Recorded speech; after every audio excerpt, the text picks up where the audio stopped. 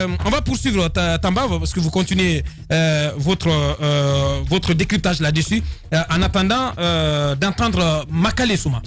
Voilà, alors ce que je disais tantôt, je crois qu'on aura besoin de temps à Boubacar. Allez-y, oui. Ce que je disais tantôt, c'était que vous voyez face à l'environnement concurrentiel autour, ça forme une série de pesanteurs auxquelles le directeur général doit faire face. Alors à l'évidence, pour exister, il faut s'adapter au quotidien. Je pense que c'est une très bonne démarche d'aller dans la voie de la réforme. Ça, c'est une chose. Donc améliorer les programmes et au besoin remplacer quelques-uns ou permuter de places et de rôles, de responsabilités. Je pense que c'est tout à fait une très bonne chose pour la RTG.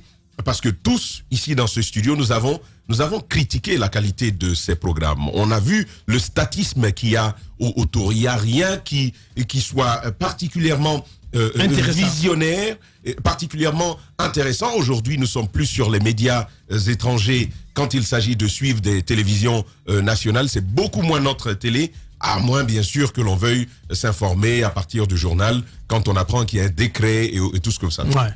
Et donc, habituellement, je suis les 5-10 premières minutes. C'est nécessairement le cas pour chacun. Pour la plupart.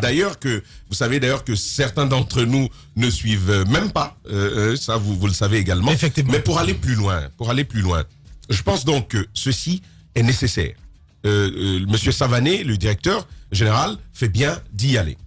Mais il y a quelque chose à ne pas perdre de vue. Moi, en l'écoutant aujourd'hui, j'ai compris en fait que cette histoire de réforme-là, il est allé la prendre quelque part, parce que c'est sans planification.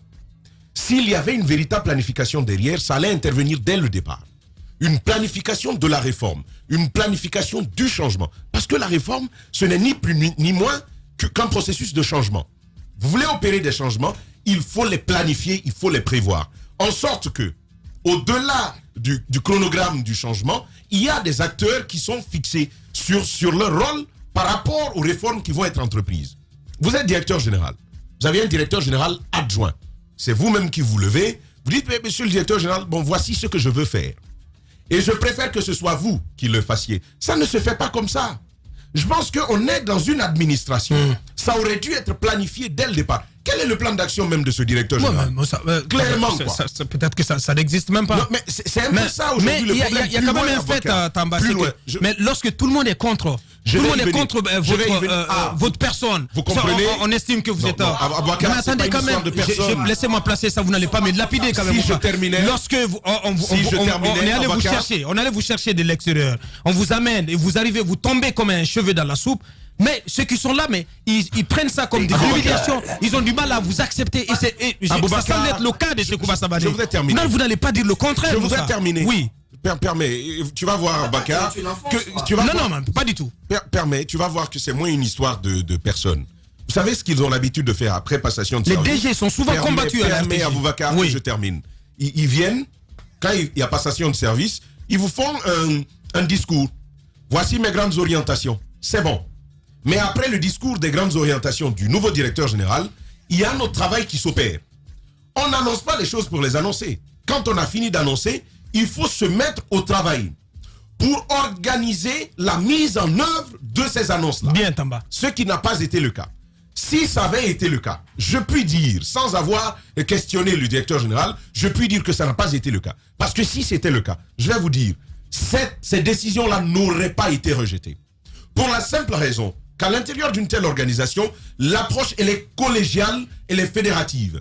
Il faut y aller en donnant des responsabilités à chacun, en disant tel s'occupe de ceci, à un tel moment, pour tel résultat. C'est ce qui se fait. Je pense qu'au niveau du management, ça a manqué. Vous avez entendu le directeur général lui-même vous dire, quand on décide, personne ne fait.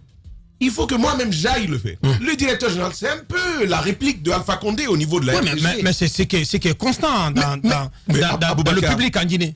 Abakar, voici un problème de management. Même dans le privé, si Moussa. Tu es obligé parfois, si en tant que premier responsable, de tout suivre, jusque dans les derniers détails, Moussa. Tu ne vas pas me dire le contraire. Si tu permettais que je termine, Abakar, ce que je suis en train de dire, au plan managérial, c'est impossible, c'est inadmissible. Bien. Je pense encore une fois que là-dessus, le directeur Sekouba Savané a manqué de prévision et de prévisibilité, il a manqué de planification donc, mais au-delà de cela, il a manqué de tactique managériale, pas de diplomatie du tout.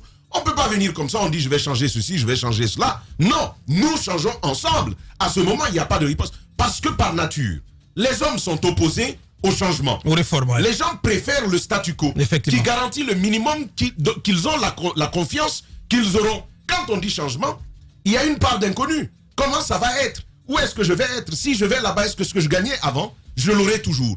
Mais pour un présentateur, et c'est là que je veux terminer, pour un présentateur de télé, comme Fanasouma, de la trame de Fanasouma, mais c'est une vitrine. Qui ne suit pas ce journal-là? Toute la Guinée est captée et braquée là-dessus. Au-delà des aspects du service, il y a une dimension personnelle et psychologique qu'il ne faut pas perdre de vue. On a besoin de ça pour exister. Quand on y est habitué, dire à quelqu'un, c'est comme dire à quelqu'un, écoute, ton salaire là, c'est trop. On va désormais te donner, sur les 100 000 que tu reçois, on va te donner 30 000. Mais on n'écarte personne, Tamba. Aboubacar, permettez. Mais il a dit, on n'écarte personne. Écoutez, mais le temps de présentation, quand vous le voyez sectionné, qu'il y a d'autres qui arrivent, c'est de la concurrence qui arrive. Vous n'aurez plus toute la visibilité qu'il y a derrière. Donc c'est ce qui m'amène à ce que je suis en train de dire. Le monde même est concurrence. Savané aurait dû prendre en compte ces questions qui sont strictement personnelles dans la gestion de son personnel. Si ça n'a pas été pris en compte, désormais, il fait face à ce problème. Mais la vérité, c'est le dernier aspect que je voulais souligner. Aboubacar, ça aussi c'est un fait. En même temps que je parle de Savané, c'est important que ceux-là qui mènent la fronde m'entendent sur ces questions. La RTG, vous avez mauvaise presse dans la gestion des nouveaux talents. Vous n'aimez pas les talents. C'est ce que nous avons tout le temps entendu. C'est une machine qui broie les talents. Broie du talent. Ça, c'est une vérité qu'on a pu entendre. Moi, depuis que je suis dans la presse, j'entends ça. Vous venez à la RTG, on dit hey, mon ami, il ne faut pas faire l'intelligent là-bas. Si tu fais l'intelligent, toi, on va vite t'enterrer. On a tous entendu ça. Soit vous fuyez, beaucoup d'entre nous. Moussaïro a passé par là-bas. D'autres oui. Mais oui, elle y a commencé un moment. Mais très très vite, elle a quitté. Parce que tout simplement, on n'aime pas le talent. Un environnement hostile. Quand il y a un talent qui arrive, forcément, présentateur vedette, tu es menacé. Bien. Parce que la nouvelle génération, elle est fraîche. Imaginez un jeune bien fringué, il est totalement déridé, l'huile même de son visage est encore très éclatante. Vous êtes là, il n'y a même plus, on dirait, tous ces poudres c'est de la cendre, on vous a mis au front. Vous êtes totalement désagréable. Une pièce muséale, justement. Vous êtes fossilisé à cet espace. Mais comment? Mais ça, c'est une autre vérité à ne pas perdre de vue.